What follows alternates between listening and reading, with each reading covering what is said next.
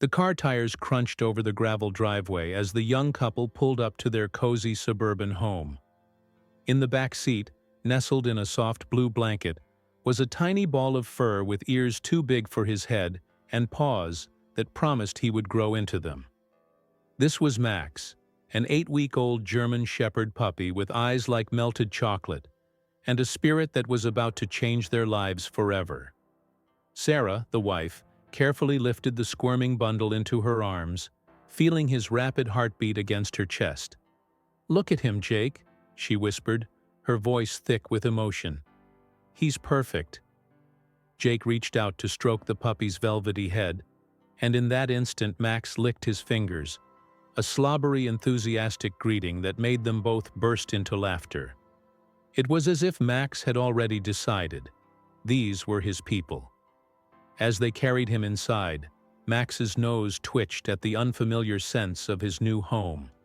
The polished wooden floors, the faint aroma of last night's dinner, the crispness of fresh laundry. It was all new, but somehow it already smelled like his. He wriggled out of Sarah's arms and plopped onto the floor, his unsteady legs splaying comically before he found his balance.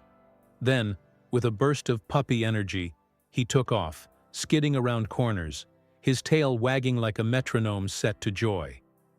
The next few days were a whirlwind of chewed slippers, midnight whimpers, and laughter that echoed through the house.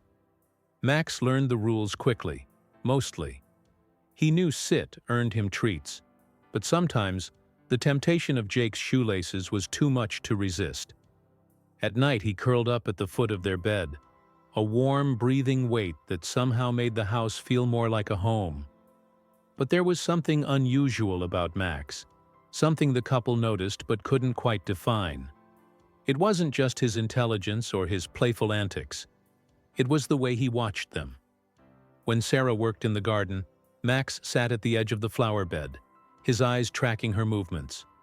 When Jake left for work, Max stationed himself by the window until the car disappeared down the street.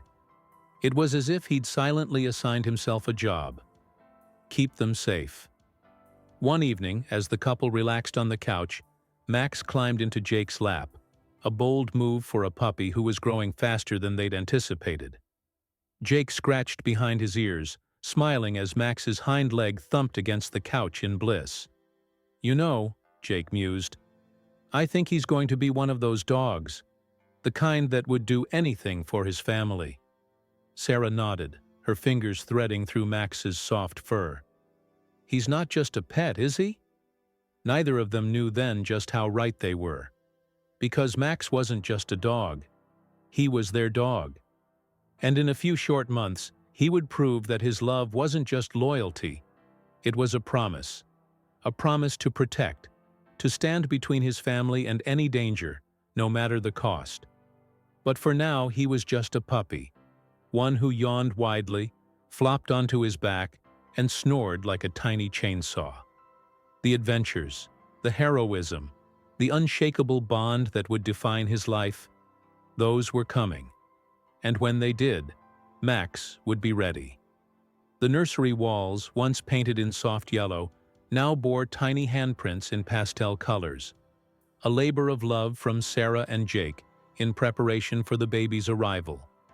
Max had watched the transformation of the house with quiet curiosity, his ears perking up at every new piece of furniture hauled in, his nose twitching at the unfamiliar scents of baby powder and cotton onesies. But nothing could have prepared him for the day they finally brought her home. It was a crisp autumn morning when the car pulled into the driveway again, just as it had months ago when Max himself had arrived. But this time, the air was charged with a different energy, a hushed reverence. Jake stepped out first, his face alight with a joy Max had never seen before. Then came Sarah, moving slowly, carefully, as she cradled a tiny bundle wrapped in a striped blanket. Max sat at the door, his tail thumping uncertainly against the floor. Something was different, something important. As they crossed the threshold, Max inched forward, his nose working overtime. The scent was new, milky, delicate, utterly human, but unlike anything he'd encountered before. Sarah knelt down, her movements slow and deliberate.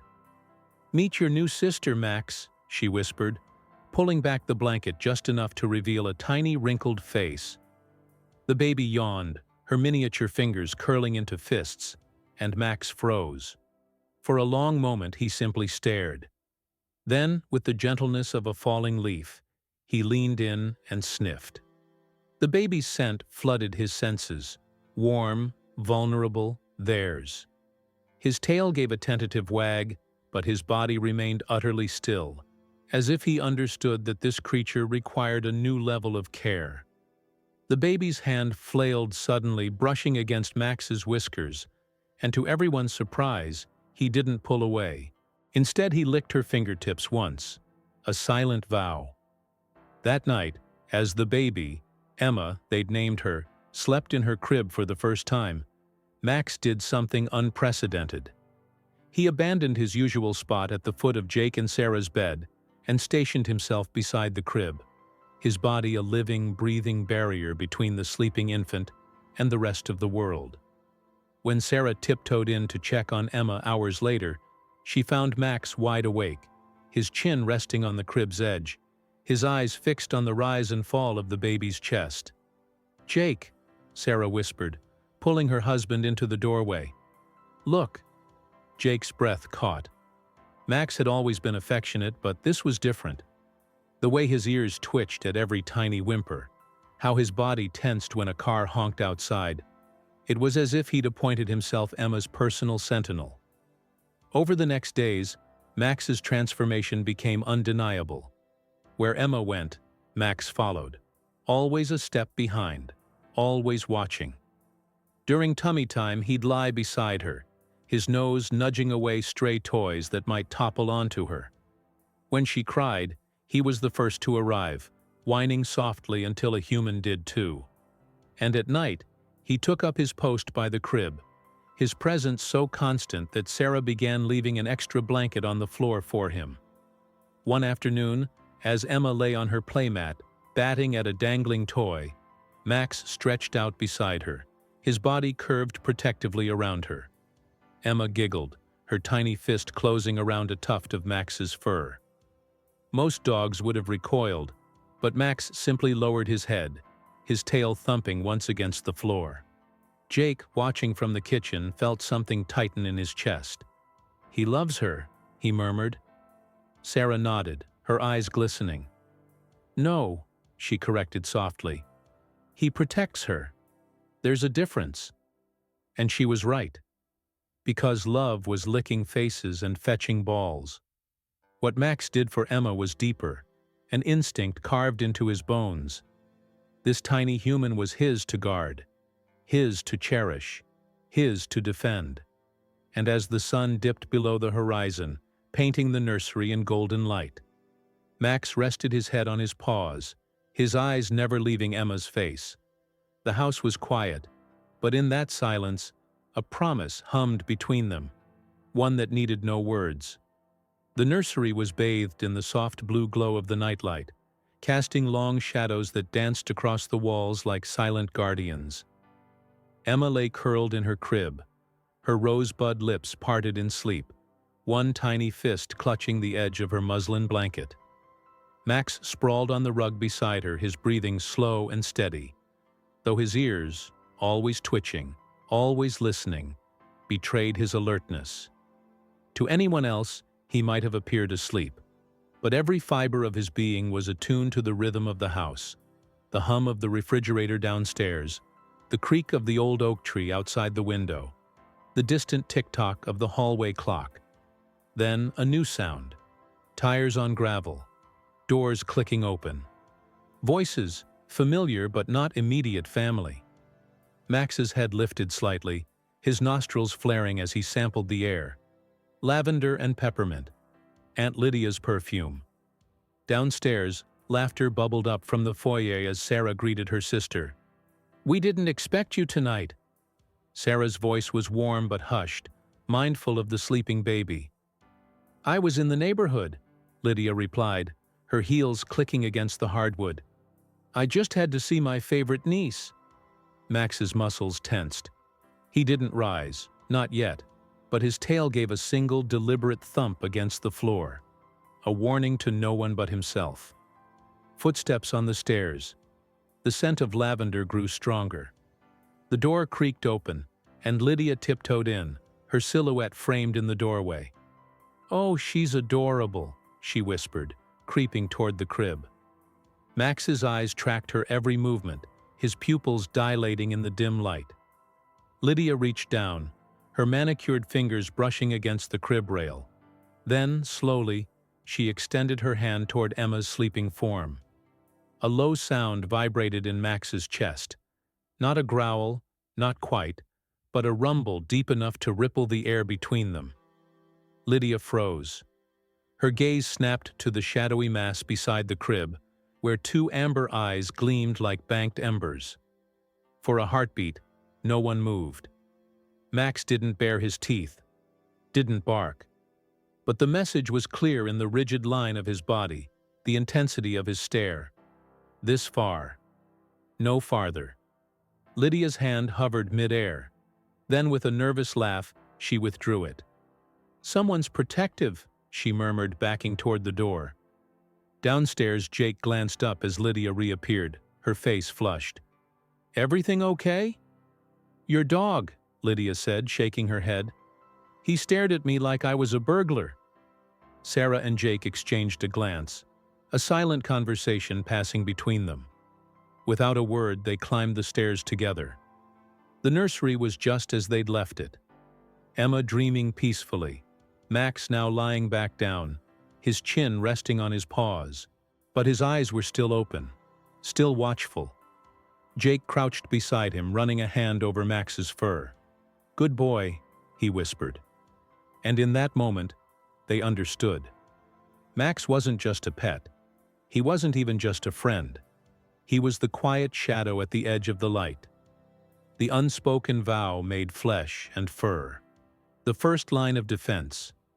The first time Emma crawled, Max panicked. It happened on a Tuesday morning, when sunlight streamed through the bay window and painted golden pools across the living room floor. Sarah had set Emma down on her favorite quilt, surrounded by plush toys and rubber blocks, before stepping into the kitchen to pour another cup of coffee. Max, as always, lay nearby, his chin resting on his paws, his eyes half closed in the warmth. Then Emma moved.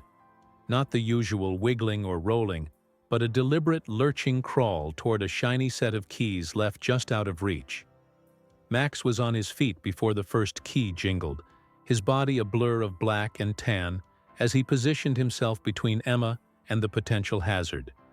His nose nudged the keys aside with surgical precision, sending them skittering under the coffee table where tiny hands couldn't reach. Sarah gasped from the doorway, her coffee forgotten. "Did you just—" But Max was already back at Emma's side, his tail wagging as the baby giggled and grabbed fistfuls of his fur to pull herself upright. From that day forward, their dance became routine. Mornings began with Max stationed outside Emma's bedroom door, waiting for the first sleepy babble that signaled her awakening. He'd trail her like a silent guardian as she explored, always close enough to intervene, but never so close as to hinder. When Emma wobbled toward the sharp-edged coffee table, Max's shoulder would gently redirect her. When she teethed on electrical cords, he'd nudge a chew toy into her lap instead. Their language needed no words. Emma learned to share her snacks, offering goldfish crackers to a patient snout. Max learned to tolerate having his ears used as handholds during those first unsteady walks. One afternoon, as autumn leaves swirled outside, Emma took her first solo steps, 3 glorious teetering strides before collapsing onto Max's waiting back.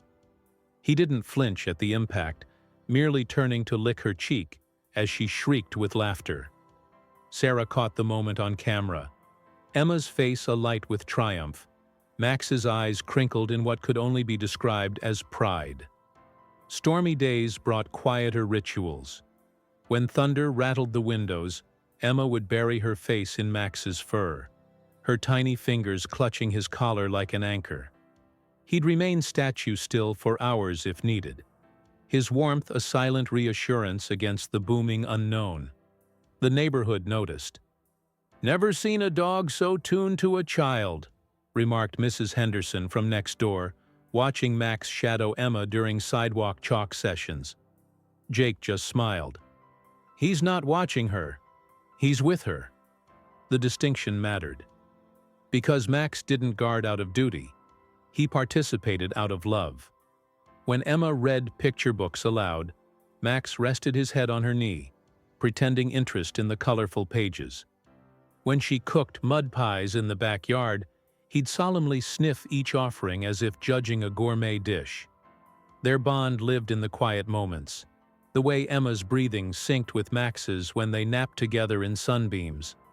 The understanding that when nightmares came, Max's weight at the foot of her bed made the monsters disappear. The unshakable truth that wherever Emma was, Max would be, not behind or ahead, but beside, always. As summer faded to fall, Sarah found them curled together under the old oak tree, Emma's small hand buried in Max's ruff, his tail thumping lazily against the grass. Neither stirred as she approached, so perfectly content in their shared silence that Sarah simply backed away, leaving the camera untouched. Some things didn't need documenting. They just needed to be. The backyard smelled of freshly cut grass and the faint metallic tang of the swing set baking in the afternoon sun. Emma, now a whirlwind of pigtails and scraped knees, was busy conducting an elaborate tea party for her stuffed animals beneath the old maple tree. Max lay nearby, his chin resting on a half-chewed rubber bone, watching with lazy amusement as she scolded a teddy bear for spilling imaginary tea. His tail thumped occasionally in the dirt, sending up little puffs of dust that made Emma giggle. Then the air changed. Max's head snapped up so fast his collar jingled. His nostrils flared as a new scent cut through the familiar smells of home. Musky, unwashed, unfamiliar. Before Emma could even turn her head, Max was on his feet, his body rigid. At the far edge of the yard, where the picket fence met the overgrown lilac bushes, a shadow moved. A hulking Rottweiler mix, its coat matted and its lips curled back over yellowed teeth, shouldered through a gap in the fence. The stray's growl started low, vibrating through the humid air like distant thunder. Emma froze, her teacup dangling from one hand. "Puppy," she whispered uncertainly. Max didn't hesitate. In one fluid motion, he positioned himself between Emma and the intruder, his transformation so complete, it was as if someone had flipped a switch. The goofy family dog who let toddlers ride him like a pony was gone. In his place stood a primal force, every muscle taut, hackles raised like a spiked collar, lips peeled back to reveal gleaming canines. The growl that erupted from his chest didn't sound like it came from a domestic pet. It was the sound of ancient wolf ancestors, of territory lines drawn in blood. The stray took another step forward, saliva dripping from its jaws. Max didn't retreat an inch. Instead, he lunged forward with a deafening bark that sent birds exploding from the maple tree. His charge wasn't an attack, yet, but a clear boundary drawn in space. This far, no farther. For 3 heartbeats, the world held its breath. The Rottweiler hesitated, its ears flicking backward. This wasn't the reaction it expected. Most dogs would have cowered or run. This German shepherd stood his ground like a fur-clad gladiator, his amber eyes burning with a promise of violence if provoked. A car backfired somewhere down the street. The sound seemed to startle the stray, breaking whatever spell had drawn it into the yard. With a final, half-hearted snarl, it turned and slunk back through the fence, its tail tucked between its legs. Max didn't relax. He followed at a measured pace, herding the intruder all the way to the property line, his growl a continuous warning. Only when the stray had disappeared down the alley did he return to Emma. But even then, his body remained tense, his ears swiveling like radar dishes as he scanned for additional threats. Sarah came bursting through the back door, her face pale. She'd heard the commotion from the kitchen. "Emma! What?" Her words died as she took in the scene. Emma still clutching her teacup, completely unharmed. Max panting beside her, his tongue lolling now as if nothing had happened. But the wet paw prints in the dirt told the true story. The frantic pivots, the defensive maneuvers. Kneeling, Sarah ran trembling hands over both of them. "Good boy," she whispered into Max's fur, her voice thick. "Oh, good boy." Emma, blissfully unaware of the danger she'd been in, patted Max's head. "Maxie scared the bad doggy," she announced matter-of-factly, before going back to her tea party as if nothing had happened. That night, Jake examined the fence with a flashlight, hammering fresh boards over the gap. Max supervised from a few feet away, his watchful eyes missing nothing. As the family sat down to dinner, Sarah placed an extra steak on Max's food bowl, a rare treat. He ate it slowly, savoring each bite, his ears still occasionally twitching toward the backyard. Because Max understood what the humans didn't yet grasp. This wouldn't be the last threat. But it didn't matter. He'd be ready. The sidewalk still smelled of recent rain, the afternoon sun turning puddles into mirrors that reflected scraps of blue sky. Emma, now a fearless 3-year-old bundled in a yellow raincoat, splashed through each one with glee, her tiny red rain boots sending up sparkling droplets. Max trotted beside her, his paws leaving damp prints on the concrete, the leash hanging loose from his collar. A formality, since he never strayed more than 2 feet from Emma anyway. Sarah walked a few steps behind, juggling groceries and her phone, momentarily distracted by a text from Jake about dinner plans. The neighborhood was quiet, the only sounds the distant hum of a lawnmower and Emma's delighted squeals. Then everything happened at once. A skateboarder whipped around the corner, his wheels screeching against the wet pavement. Startled, Emma stumbled backward, directly into the path of a delivery van rounding the bend. Sarah's scream lodged in her throat. The groceries slipped from her hands. Time didn't slow down so much as fracture into jagged pieces. The van's squealing brakes. The skateboarder's shouted curse. Emma's raincoat hood flipping back as she turned toward the noise. And Max became lightning made flesh. He didn't bark, didn't hesitate, just moved in a black and tan blur, crossing the distance faster than human reflexes could follow. When the van's grill was exactly 6 inches from Emma's outstretched hand, Max planted himself between them, his body a living barrier. The impact never came. Whether it was the driver's last-second swerve or Max's sheer presence filling the space, the van veered sharply, its mirror clipping Max's shoulder as it roared past.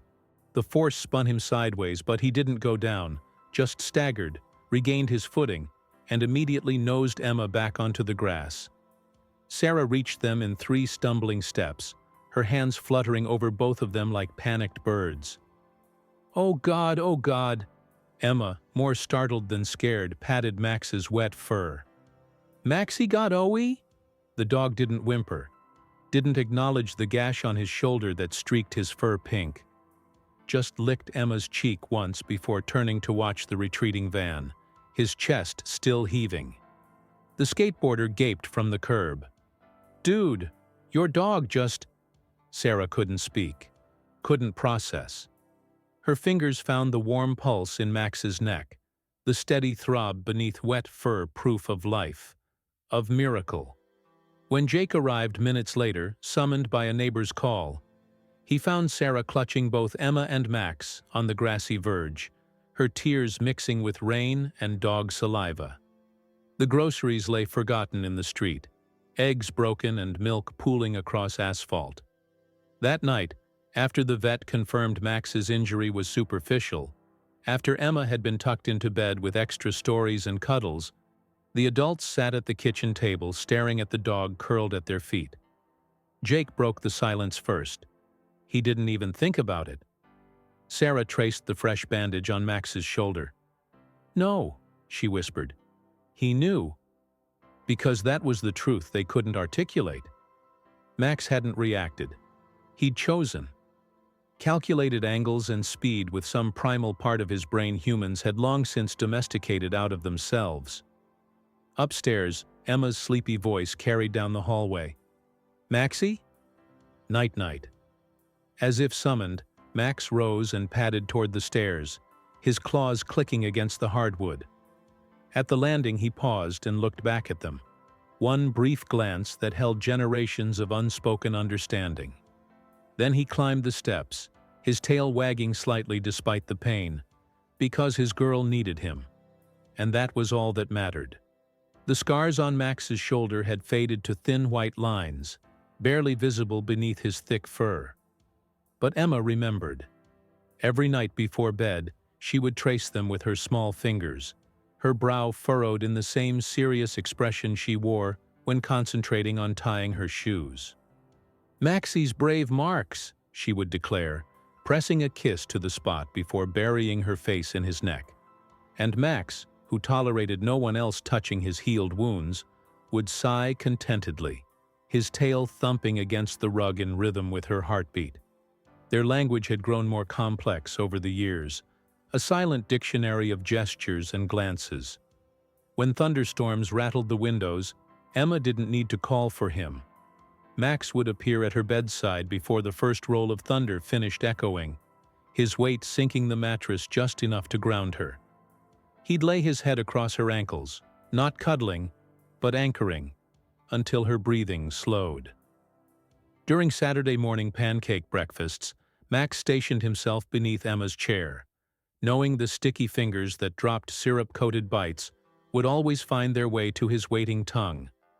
Not because he was begging, but because this was their ritual. She shared, he accepted, and the exchange sealed some unspoken pact between them. The neighborhood children learned quickly not to pull Emma's hair during playdates. Max never growled, never bared his teeth. He simply materialized at her side, his massive body a silent wall between her and the offender, his unblinking stare enough to make even the rowdiest toddler reconsider their choices. One October evening, as golden leaves spiraled from the oak tree in the backyard, Emma sat cross-legged in the grass, carefully braiding dandelions into Max's collar. He tolerated this with the patience of a saint, even when she accidentally tugged too hard. "You're my bestest night," she informed him, her tongue poking out in concentration. Max responded by licking her elbow, making her giggle and lose her place in the braid. Sarah watched from the kitchen window, her coffee cooling forgotten in her hands. There was something sacred in the way Emma's small hands moved through Max's fur, in the way his ears twitched toward her voice even when she whispered. This wasn't a child playing with a pet. This was two souls conversing in a language older than words. When Emma started kindergarten, Max waited by the front window from 8:15 until 3:30 every day, his nose leaving foggy prints on the glass. The first time Emma came home crying because a boy had stolen her crayons, Max met her at the door with his favorite stuffed squirrel in his mouth, an offering. Emma buried her tears in his fur, and when she emerged, her smile was wobbly but real. "You're my best friend, Maxie," she whispered into his ear, and if dogs could smile, Max's would have lit up the room. Winter brought new rituals. Snow days meant Max patiently enduring being dressed in Emma's old pink scarf, his dignity sacrificed to her glee as they built lopsided snowmen together. When she inevitably forgot her mittens, Max would let her warm her hands under his belly fur, his body temperature rising instinctively at her touch. On the eve of Emma's 6th birthday, Jake found her asleep on the living room rug, her head pillowed on Max's side, one small hand clutching his paw. As he moved to carry her to bed, Max lifted his head and gave a soft woof. Not a warning, but a request. Understanding, Jake simply draped a blanket over both of them and turned off the lights. In the darkness, Max licked Emma's hair once before resting his chin on her shoulder. No declarations were needed, no grand gestures, just this. his breath syncing with hers, their shared warmth filling the quiet house. 2 heartbeats. 1 love. Time had a way of changing everything, except Max. The first gray hairs appeared around his muzzle when Emma turned 7, silver streaks that caught the sunlight when he dozed on the porch. His leaps to catch tennis balls grew less frequent, his naps longer. But his vigilance? That remained sharp as the day he'd first positioned himself between Emma and danger. Birthday parties became Max's special challenge. While streamers fluttered and shrieking children played pin the tail on the donkey, Max stationed himself at the periphery. Not hiding, not disengaged, strategic. From his post by the snack table, he could monitor both the front door and Emma's glitter-streaked face. When an overenthusiastic classmate hugged Emma too tightly, Max was there in 3 strides, nudging the child back with his shoulder just enough to create breathing space. No teeth, no growls, just presence. Emma's first sleepover tested them both. As giggling girls built a blanket fort in the living room, Max circled restlessly, his nails clicking against hardwood. At midnight, when hushed whispers turned to tears after a scary movie, it was Max who wormed his way into the fort first. The girls awoke to find him sprawled across their feet like a living security blanket, his warmth dispelling nightmares better than any nightlight. Seasons cycled. Skateboards replaced tricycles. Picture books became chapter books. Through it all, Max adapted his guardianship with quiet precision. When Emma broke her arm falling from the monkey bars, it was Max who endured the sterile hospital smells without complaint, resting his chin on the edge of her hospital bed for 3 endless hours until the cast was set. That night, as Emma whimpered in pain, he did something extraordinary. He dragged his orthopedic dog bed, a recent concession to his aging joints, next to her nightstand and slept vertically rather than horizontally, ensuring every groggy blink from Emma would meet his watchful gaze. Teenage years brought new complexities. The first time Emma came home crying over a schoolyard betrayal, Max didn't try to lick her tears away as he had when she was small. Instead, he pressed his full weight against her legs, the canine equivalent of a full-body hug, his steady breathing syncing with hers until her sobs subsided. When she finally spoke, halting words about cruel whispers in the lunchroom, Max rested his head on her knee and sighed deeply, as if absorbing some of her hurt into himself. Jake noticed the subtle shifts in Max's protection. The dog no longer blocked strangers physically, but positioned himself at angles that forced visitors to make eye contact with him before approaching Emma. When Emma's first boyfriend came over, Max didn't growl, just sat unnervingly still, his amber eyes tracking every nervous fidget of the boy's hands until the poor teenager started addressing him directly. "No, sir, I absolutely will have her back by 9. The real test came during a family camping trip when Emma was 15. A sudden summer storm sent them scrambling to their tents, but not before Max, arthritic hips be damned, herded everyone to shelter with purposeful nips at their heels. As rain hammered the canvas, Emma found Max shivering beside her, his fur soaked. "You big dummy," she whispered, wrapping him in her sleeping bag. "You were supposed to get yourself dry first." Max responded by licking her wrist once before promptly falling asleep, his trust as absolute as it had been when she was a toddler. On quiet afternoons, Sarah often caught Max watching Emma with an expression that transcended canine. As she practiced guitar chords or painted her nails, his gaze held the weight of mountains, ancient, enduring. This creature, who had once fit in the crook of her arm, now took up half the couch, his body a roadmap of scars and gray fur, his eyes still bright with purpose. Because some things never fade. Not love, not loyalty, and certainly not a guardian's instinct to stand between his human and the storm. Whether that storm wore the face of a snarling dog, a broken heart, or simply the relentless march of time. Rain lashed against the windows like 1,000 tapping fingers, The kind of storm that made the old house groan in its bones. Upstairs, 16-year-old Emma slept fitfully, her physics textbook still open on her chest, a half-finished equation smudged where her cheek had pressed against the page. Down the hall, her parents slept deeply, lulled by the rhythm of the downpour. And Max burned. Every joint screamed as he hauled himself upright, his once powerful hind legs trembling with the effort. The pain was constant now, a dull ache that even the vet's medications couldn't fully erase. But this wasn't pain. This was something else. Something wrong. His nose twitched at the scent before his ears registered the faint popping from the walls. Not wood settling, not pipes expanding. Something sharper, more dangerous. The whine started low in his throat, barely audible over the storm.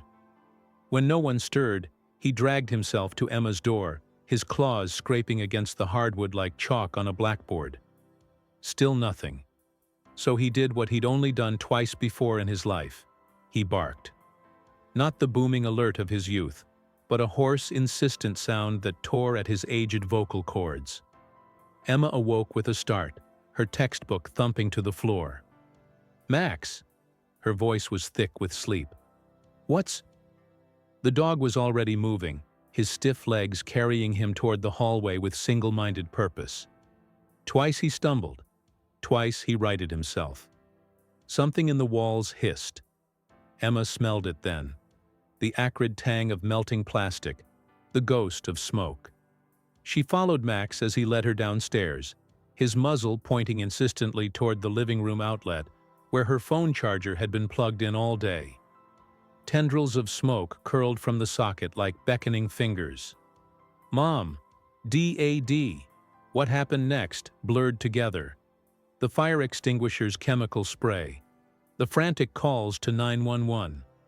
The relieved laughter when the electrician confirmed it could have been catastrophic if left unchecked. Through it all, Max sat at the base of the stairs, his chest heaving, his cloudy eyes tracking every movement until the last firefighter left. Only then did he allow Emma to help him onto his bed, his body sagging with exhaustion. "You saved us again, old man," Jake whispered, kneeling to stroke Max's graying muzzle. The dog licked his wrist once, forgiveness for the old man remark, before turning his gaze to Emma. She understood. Curling beside him on the floor, she pressed her forehead to his, her tears dampening his fur. "I know," she murmured. "You'd do it all over again, too." Outside, the storm raged on. But here, in this quiet pocket of warmth, Max's tail thumped weakly against the floor. Once for Jake, once for Sarah, twice for Emma. His eyes never left her face as the last of his strength ebbed away. Not in fear, but in satisfaction. The house was safe. His family was safe. And that was all that ever mattered. The old oak tree stood sentinel in the corner of the yard, its gnarled roots pushing up through the earth like the knuckles of a weathered hand. 20 summers had passed since its branches first shaded a toddling Emma and her black and tan shadow. Yet the patch of grass beneath remained stubbornly bare, as if the earth itself remembered the weight of a loyal dog and refused to let anything grow there. A crisp autumn breeze carried the scent of wood smoke as adult Emma knelt in that familiar spot, her designer jeans gathering dew. The November sun painted gold streaks through her chestnut hair, the same shade it had been in childhood, though now carefully highlighted instead of sun-bleached. Her fingers traced the outline of a heart someone had carved into the tree long ago, the bark healed but still visible. "Hey, Maxie," she whispered. The wind chimes on the porch tinkled in response. In her lap lay a small wooden box, its surface polished to a warm gleam. She didn't open it. Didn't need to. The contents were etched into her memory as clearly as her own reflection. A faded red collar with brass tags that still jingled if shaken just right. A single worn-out tennis ball, its fuzz long gone from too many throws. The burnt scrap of wallpaper from near the outlet he'd alerted them to that stormy night. A crunch of gravel announced her father's approach. Jake's hair had gone fully silver now, but his smile was unchanged as he settled beside her, a framed photo in his hands. "Found this when we were cleaning out the attic," he said, voice roughened by time. Emma's breath caught. There they were, a gap-toothed 6-year-old in overalls, grinning wildly as she attempted to braid flowers into the fur of an enormously patient German shepherd. Max's expression in the photo was one she'd never been able to describe properly to anyone who hadn't known him. Not tolerance, not even patience, but joy, pure, simple joy at being exactly where he was meant to be. "Remember how he'd herded me away from the street," Emma finished, her thumb brushing the glass over Max's face. "Made that UPS guy nervous for 10 straight years. Stole Mom's meatloaf right off the counter when he thought no one was looking." Their laughter tangled together, floating up through the oak branches. Somewhere in the distance, a dog barked, just once. And for a heartbeat, Emma's head snapped up the way it hadn't in 15 years. Jake squeezed her shoulder before pushing to his feet. "Take your time." Alone again, Emma lay back in the grass, the framed photo resting on her stomach. Above her, a single oak leaf trembled on its branch before breaking free. It spiraled down, down, until it came to rest atop the wooden box, a perfect landing, as if guided by an unseen hand. She closed her eyes, and for the briefest moment, the warmth of the sun on her face felt like a familiar weight leaning against her side, the ghost pressure of a head resting on her knee. The scent of autumn leaves mixed inexplicably with the memory of warm dog fur and peanut butter treats. When she finally rose, Emma left 3 things beneath the tree: the photo, the leaf, and one last whispered secret too precious for anyone but Max to hear. The back door creaked as she stepped inside, just as it always had. Through the kitchen window, the oak tree stood watch over its treasures, sunlight dappling the grass where no shadow had fallen for many years. Yet somehow the patch of bare earth didn't seem quite so empty anymore.